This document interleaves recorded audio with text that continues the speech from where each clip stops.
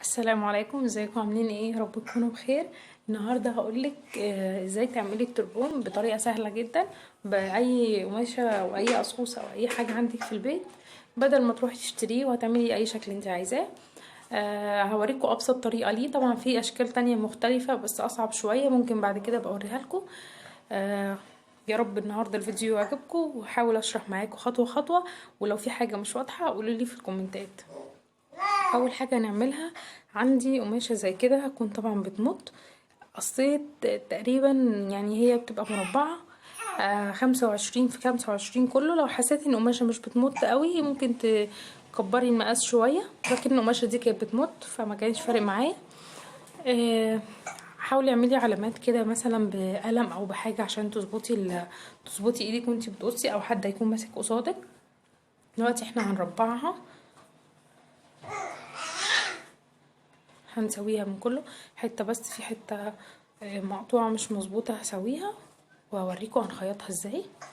انا هعمل كله على ايدي، مش هستخدم مكنه ولا اي حاجه، عشان اوريكي ان هي بسيطه وتعمليها بسهوله.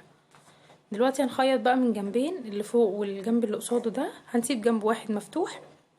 هتضيق الغرزه على قد ما تقدري عشان تبقى كويسه واكنك عاملاها على المكنه. دلوقتي هنعمل البوز ده، هنخليه بدوران كده، بس نسيت اوريها لكم وخيطناه.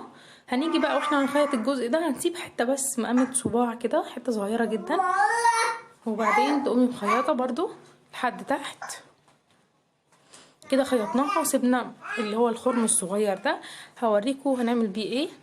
ده اللي هيبقى الشكل اللي هو في التربون من قدام. دلوقتي هنقص شريطه كده، هتقصيها باي مقاس انت عايزاه، بس حوالي صباعين، يعني العرض هيبقى صباعين كده. انا تنيتها لجوه كده عشان ما تبقاش، يعني بدل ما اخيطها واتنيها وبتاع، تنيتها بس لجوه، وبعدين هقوم مدخله الحرف بتاعها من جوه واطلعه من الخرم اللي احنا كنا سيبناه اهو. طلعته كده، وبعدين هقوم مطلعه بقيه الجنب التاني، هكشكش التربون كده. دي الكشكشه اللي هتعمل معانا الكشكشه اللي قدام في الوش دي، وهنخيطها وبعدين قصينا الزياده وهنعدلها. حتى لو عايزه بقى تحطي للتربون فيونكه، هحط لكم اللينك بتاع التوكه او طريقه الفيونكه في صندوق الوصف. يا رب الفيديو النهارده يكون عجبكم، وما تنسوش اللايك والاشتراك.